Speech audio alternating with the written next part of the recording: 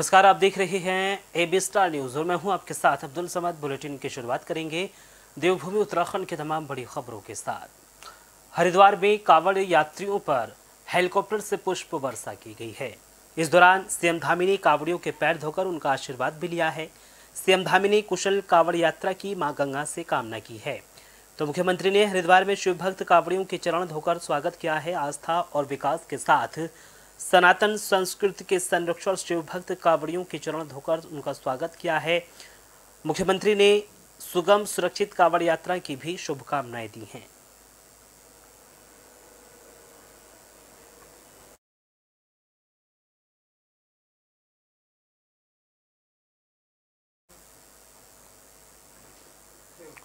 यातायात व्यवस्था से कांवड़ यात्रियों को भारी सहूलियत मिली है। यातायात विभाग ने पहले से ही अपनी जो सभी तैयारियां थी वो पूरी कर ली थी। हर साल कांवड़ यात्रियों को परेशानियों का सामना करना पड़ता था, लेकिन इस बार यात्रियों को राहत मिली है।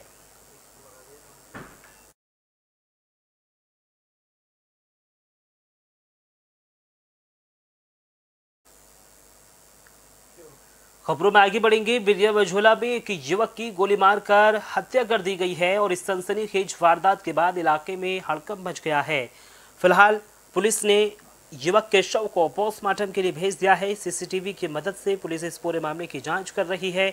जल्द ही इस पूरे मामले में हत्याकांड का खुलासा कर दिया जाएगा।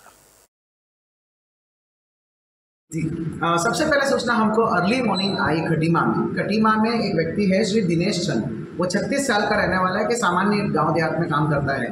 उसकी जो है गोली लगने से गोली लगा हुआ बॉडी पड़ा। तो तत्काल जो हमारा एसएचओ है और सीओ खटीमा है, एसएचओ प्रकाश दानू, सीओ खटीमा सब वहाँ पर रश कर दिए। वो गोली लग के एक व्यक्ति पड़ा हुआ है वो, लेकिन मझोला जो दूरस्थ गांव है उसका भी एक मोहल्ला है जहाँ पर मुश्किल से 7-8 गाँव है, उस गांव से संबंधित ही प्रकरण है ये। ठीक है, क्लियर कट गोली लग के एक व्यक्ति जो है मृत्यु हो गई है। तो आसपास में जो लास्ट में देखे गए हैं वो सारी सीसीटीवी, सीडीआर, वो सारी चीज़ें हम जो है वर्कआउट करने की इसमें है। नियमानुसार वहाँ पे फॉरेंसिक टीम और आपका फील्ड यूनिट और आपका डॉग स्क्वाड सब पहुँच गया। सर्चिंग ट्रैकिंग का कार्रवाई चल रही है।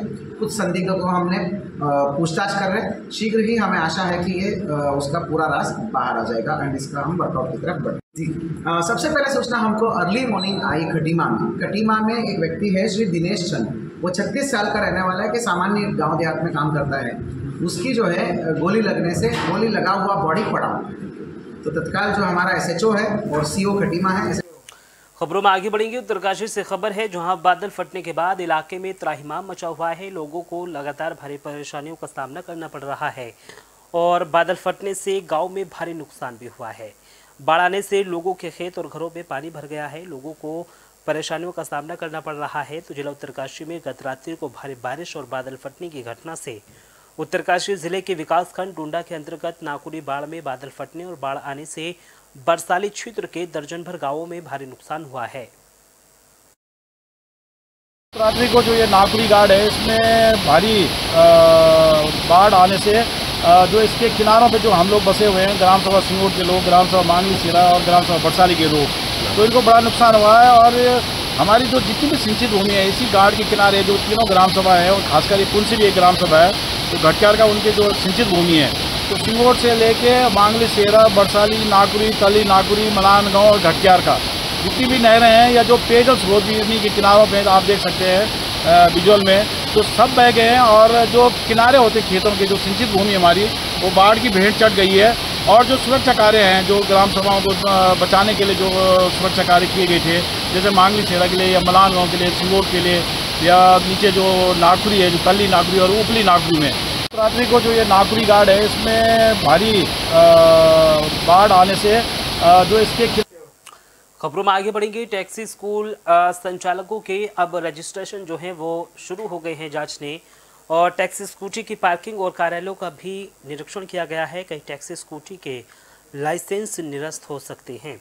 तो मसूरी में लगातार टैक्सी स्कूटी के द्वारा अव्यवस्थाएं फैल रही हैं, जिसको लेकर लगातार एसडीएम मसूरी को शिकायत मिल रही हैं, जिसको लेकर एसडीएम मसूरी डॉक्टर दीपक सैनी द्वारा एआरटीओ और नगरपालिका के अधिकारियों को मसूरी में भी सभी स्कूटी संचालकों के लाइसेंस और लाइसेंस में दर्शाए गए कार्यालय और पार्किंग का स्थलीय निरीक्षण करने के दिशा निर्देश जारी कर दिए गए हैं। जितनी भी ये कॉमर्शियल स्कूटी है ये शहर के विभिन्न मुख्य रोडों पे खड़ी हो रही है और इससे यातायात प्रभावित हो रहा है। तो एसडीएम साहब ने निर्देश दिए थे कि इसका एक ज्वाइंट इंस्पेक्शन कर लिया जाए कि कहाँ के लाइसेंस पे इन्होंने गाड़ियाँ ली है और कहाँ से इनकी गाड़ियाँ चल रही है। तो उसी क्रम में आज ARTO साहब के साथ ये साइट विजिट कर रहे हैं और इनका वेरिफिकेशन किया जा रहा है कि ये कहाँ से इनका रजिस्ट्रेशन कहाँ का है और ये कहाँ से अपनी गाड़ियाँ चला रहे हैं। तो वही कार्रवाई आज चल रही है। यहाँ पर काफ़ी लंबे समय से शिकायतें मिल रही थी कि जिस जगह से सभी लाइसेंस धारकों ने अपना लाइसेंस स्पेस दिखाया था उनके पास वो पर्याप्त मात्रा में स्पेस यहाँ पर वाहन खड़ा करने का नहीं है, जिससे जो है यहाँ पर जाम की स्थिति बनी रहती है। इसके लिए जो है यहाँ पर एक सत्यापन अभियान चलाया जा रहा है, जिसमें बहुत सारे लाइसेंस धारकों के पास जो है प्रॉपर स्पेस, प्रॉपर टॉयलेट और ऑफिस यहाँ पर नहीं पाया गया है। इनके खिलाफ हमने खबरों में आगे बढ़ेंगे। पेड़ों के ट्रांसप्लांट करने की तैयारियां शुरू कर दी गई हैं। पीडब्ल्यूडी विभाग की ओर से तैयारियां शुरू की गई हैं। नीम के पेड़ों को रिलोकेट की प्रक्रिया शुरू हो गई है। सालों पुराने पेड़ों को काटने के कारण पर्यावरण प्रेमी नाराज भी हो रहे हैं। तो बीते कई दिनों से हल्द्वानी में पीडब्ल्यूडी के द्वारा 13 चौराहों में रोड चौड़ीकरण के दौरान बड़ी संख्या में चौड़ीकरण की जद में आ रहे बड़े और सालों पुराने पेड़ों को काटने के कारण पर्यावरण प्रेमियों और स्थानीय जनता की नाराजगी झेल रहे पीडब्ल्यूडी के अधिकारी और प्रशासन की कोशिश के बाद 40 चिन्हित बड़े और पुराने पहाड़ और नीम के पेड़ों को रिलोकेट की प्रक्रिया शुरू हो चुकी है।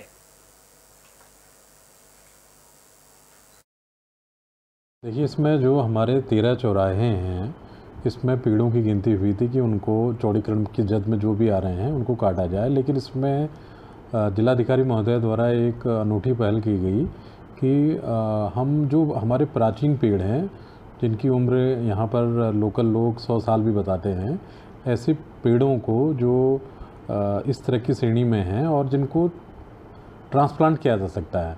ख़ास तौर पर ये हमें एक्सपर्ट से पता चला कि फाइकस प्रजाति के पेड़ जिसमें पाकड़ है, पीपल है, जो भी चौड़ी पत्ती के पेड़ हैं, उनको ट्रांसप्लांट किया जा सकता है। तो इस पर 40 पेड़ों का लिस्टिंग की गई कि इन सभी 13 चौराहों पर जहाँ जहाँ पे भी इस तरह के पेड़ हों उनको चिन्हित कर लिया जाए।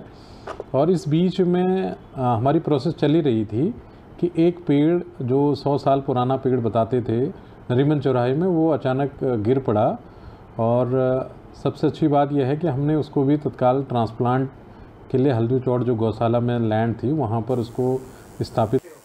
चलिए खबरों में आगे बढ़ेंगे। साफ सफाई को लेकर परिवहन विभाग सतर्क हो गया है। लगातार साफ सफाई की जा रही है और सभी वाहनों के अंदर कूड़ेदान होना अनिवार्य भी कर दिया गया है। गाड़ी में कूड़ेदान न होने पर सख्त कार्रवाई की चेतावनी दी गई है।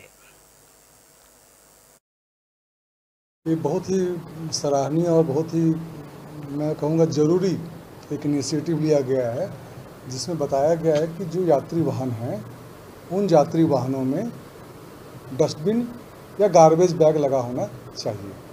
होता क्या है कि बहुत सारे लोग यहाँ आते हैं, टूरिस्ट भी आते हैं, लोकल गाड़ियाँ भी हमारे यहाँ हैं, उसमें टूरिस्ट कई बार क्या होता है कि कूड़ा करकट बाहर फेंक देते हैं, जिससे प्रदूषण भी फैलता है और यह पर्यावरण के लिए भी सही नहीं है। तो इसी को ध्यान में रखते हुए पहले भी डिसीजन लिया गया था।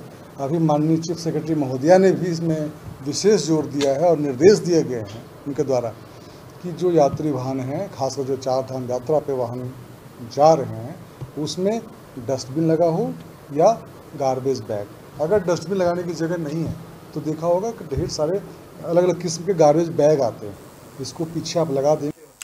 चमोली में पड़ा डोंगरा मार्ग करीब 4 दिन से बंद पड़ा है, जिसको खोलने की कवायद भी लगातार की जा रही है और लोगों में भारी रोष भी दिखाई दे रहा है। मार्ग बाधित होने से ग्रामीणों को काफ़ी परेशानियों का सामना करना पड़ रहा है। बताया जा रहा है कि विभाग लगातार घोर लापरवाही इस पूरे मामले में कर रहा है।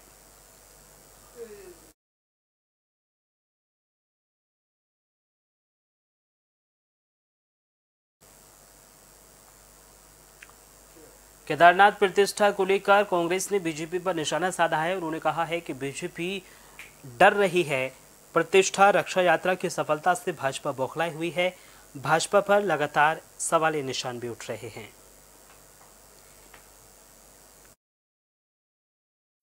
देखिए, केदारनाथ प्रतिष्ठा रक्षा यात्रा जैसे जैसे केदारनाथ जी के नजदीक पहुंच रही है, भारतीय जनता पार्टी के नेताओं की और भारतीय जनता पार्टी के सरकार के मंत्रियों की बेचैनी बढ़ रही है। पूरी यात्रा रूट में जिस प्रकार से लोगों का समर्थन मिल रहा है, जन समर्थन यात्रा को मिल रहा है, लोगों की भीड़ बढ़ रही है, लोगों को समझ में आ रहा है कि केदारनाथ धाम रक्षा प्रतिष्ठा रक्षा यात्रा क्या है, उससे भाजपा में घबराहट है और वो कहीं ना कहीं बद्रीनाथ और मंगलौर की पुनरावृत्ति देख रहे हैं आगामी केदारनाथ के उपचुनाव में और आगामी जो निकाय चुनाव है उसके बारे में। देखिए, केदारनाथ प्रतिष्ठा। और फिलहाल इस बुलेटिन में सिर्फ इतना ही। देश और दुनिया की तमाम बड़ी खबरों के लिए बने रहिए AB स्टार न्यूज के साथ। नमस्कार।